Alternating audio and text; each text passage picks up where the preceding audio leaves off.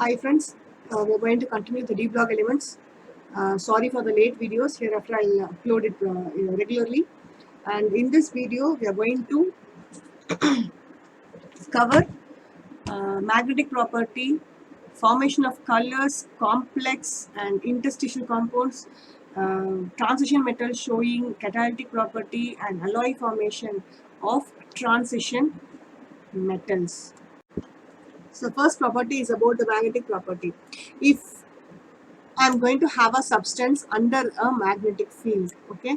And if the substance is going to be attracted towards the magnetic field, then that substance will have a paramagnetic behavior. And if the substance is going to be repelled, then that will have a diamagnetic behavior. And what is this ferromagnetism? If it is going to show an extreme character of paramagnetism, that is, if it is going to attract more strongly, then that will show ferromagnetic behavior. Okay, chemically we can talk this paramagnetism as if an orbital having an unpaired electron, at least one unpaired electron, then that will be that will show paramagnetism. And if it's going to have a completely paired electrons, okay, and that will show a diamagnetism. Okay, so this paramagnetic behavior will contribute to this magnetic moment. So this magnetic moment will be associated with the spin angular momentum and orbital angular momentum. Spin angular momentum and orbital angular momentum. We all know that the electron will rotate about its axis and also revolve around the nucleus. Okay, so this rotation is called a spin motion and this revolution is called as orbital motion. Okay, and this will contribute towards the magnetic moment. And here what happens for the first transition series, it will not have orbital angular momentum. That is, we can say that orbital angular momentum will be quenched and it will have only spin angular momentum, and hence we will have a formula called the spin only formula, which is having only the number of unpaired electron in it. So from this we can say that if the number of unpaired electron increases, then the magnetic moment also increases. That is, n is nothing but a number of unpaired electrons. So mu is a magnetic moment, which is root of n into n plus 2, which is the number of unpaired electron. Okay, and if therefore if the number of unpaired electron increases, we can say that it will have higher magnetic moment. Okay, for example, if I'm going to have one unpaired electron, then the magnetic moment will be approximately equal to 1.73 Bohr's magneton. Okay, Bohr's magneton. The unit will be Bohr's magneton. If I want to calculate for iron 2 plus complex, okay, if I'm what is for iron, the electronic configuration, outer electronic configuration will be 3d 6 4s2. Okay, for iron 2 plus what happens? It will not have these 2 electrons of this s orbital, and therefore it has only 6 electrons. So 5 orbitals, 6 electrons will have one paired electron, and therefore there are 4 unpaired electrons. So what happens here? It is 4 into 4 plus 2, okay, which will have approximately 4.8 Bohr's magneton. So this is how we will calculate the magnetic moment. Now we will have a question, why this orbital angular momentum is being quenched. Okay, so here what happens during this degeneracy, this d orbital will always be in degenerate state. But if I'm going to if the ligand is going to be attacked, okay, what happens? It will get separated into 2 energy level. One is T2G and the other one is EG level. Okay, so for electrons to contribute to an angular momentum, the orbit in which the electrons resides should transform to exactly the same identical and degenerate orbital by rotation.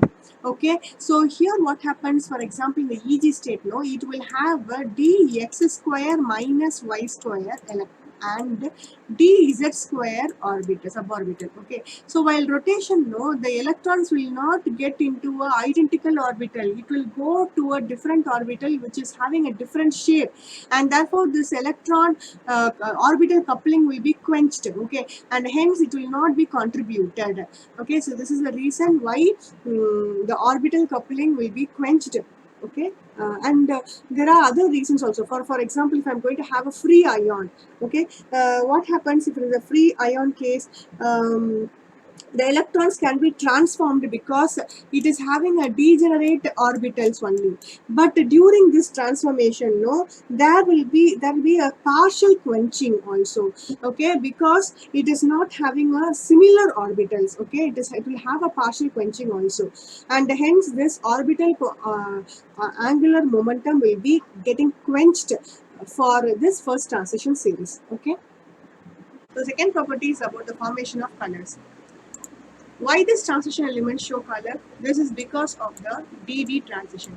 That is, an unpaired electron will jump from the lower energy level to the higher energy level of the d orbital. Okay, and while jumping, no, it will absorb the frequency of light which will be on the visible region. Okay, normally the color which we see will not be the color which is being absorbed. For example, if I'm going to if this electron is going to absorb a red color, we can see only the green color. That is, the complementary colors will be seen by us. So due to this DD transition, the color of the element will be very pale. This is because of the Leporti forbidden transition.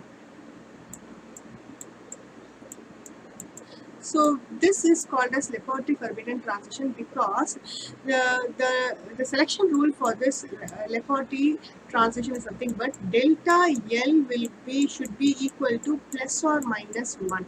What is this delta L? Delta L is nothing but the orbital quantum number. Okay, so here what happens, if it is a transition is going to be from S to P, then it is allowed transition. If it is going to be from P to D, it is going to be an allowed transition. But here we can see that it is a D to D transition. So here it is not plus or minus 1. Okay, it is 0. The delta L will be equal to 0, and therefore this Leporti selection rule will not be accepted, and therefore this kind of transition is called as a forbidden transition, and hence the color seen by us will be very pale in nature, and that is why all the transition elements which is having color will be very pale in nature. Okay, and we also know that D0 element and D10 elements will not show color, that is, it will be colorless. Okay, this is because it is not a transition element. It is called as non-transition elements. For example, scandium 3 plus, titanium 4 plus for D0 configuration, and zinc 2 plus will for D10 configuration. So these will not show color because it is a non-transition elements. But here we can see that for chromium trioxide, so here the oxidation state for chromium is +6 in nature, but this will be colored compound. Why? This is because it is charge transfer. This is because of the charge transfer of a ligand to metal. That is, the charge will be transferred from ligand to metal. There are two kinds of charge transfer. One is the ligand metal charge transfer. The other one is the metal ligand charge transfer. Okay, the either ligand can have a large more number of electrons, and it will transfer its electrons towards the metal, and therefore due to this transfer of electrons, what happens, the transition happens, and hence the color will be seen. Or otherwise, if a metal is going to have a more number of electrons and if it cannot be accommodated, then it can transfer to a ligand, and this will show a transition, and therefore it will be colored. So this color due to this charge transfer will be very dark in color because it is an allowed transition. It is not a orbital transition. Okay, it is a charge transition. Okay, and That is all about the formation of color. If they are going to ask you why the transition metals are colored, this is because of the DD transition. Okay, and this DD transition is a Leparti forbidden transition, and hence it is showing a pale color. Okay, and the color which we see is not the color which is absorbed, but it is a complementary color of the absorbed frequency. Okay, and there is another reason for the color which is due to the charge transfer. See here, it is having a +6 and it is showing a D0 configuration. Even though it is showing a D0 configuration, it will be color in nature. This is because of a charge transfer, and that charge transfer can be classified into ligand metal charge transfer and metal ligand charge transfer. That is, this color is due to the transferring of charge like electron. Okay. The next property is the formation of complex. Okay, what is a complex compound? If a compound in which the metal is bound with a large number of anions or a neutral molecule, then that is called as a complex compound. See, for example, if I am going to take an anion, see cyanide ion. So this is an anion. See, 6 Cn minus ion is bound with 1 metal ion. See here, you can see that 4 chloride ion is being bound with the 1 platinum ion. For example, I can say that CrH2O 6, that is 6 aqua ion, that is a water molecule, which is a neutral molecule. It is bound with a chromium ion. So likewise, if a large number of an anion or a neutral molecule is bound with a metal ion, then that is called as a complex compound. Why this transition metals show a form a complex compound? This is because of 3 reasons. One is due to its size of the metal ion. See, it can go to till +6 oxidation state. That is, the size can be very small, and since the size is going to be very small, it can form a stable compound with the anion. Okay, and the second reason is due to the vacant d orbital. If the d orbital is going to be vacant, what happens? It can accommodate large number of electrons which is being donated by the ligand. Okay, and therefore it forms a complex compound. That the third reason is due to the high charge density. What is the charge density? Charge density is nothing but the charge to size ratio. So since the charge density is higher, it can accommodate large number of anion or neutral molecule. Okay, these are the reasons why the transition metals forms a complex compound. Okay. The next property is about the catalytic property.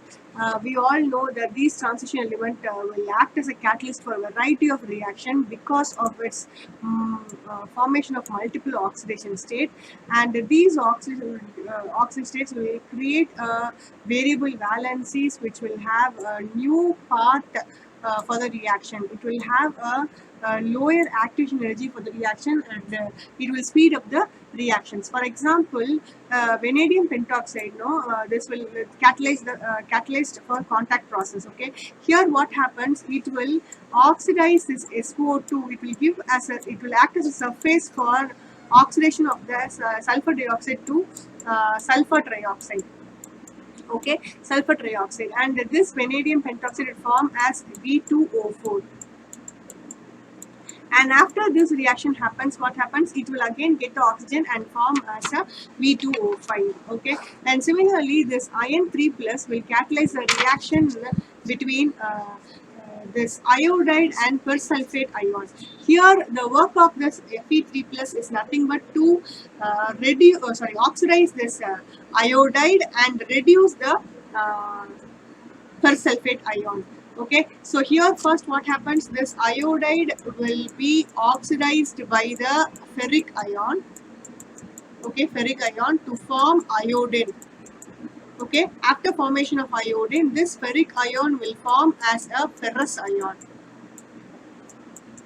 Okay, and then what happens? This ferrous ion will get reacted with the persulfate and reduce this persulfate into sulfate ion. Okay, this is the work of this catalyst. Okay, and again forms as Fe3 plus.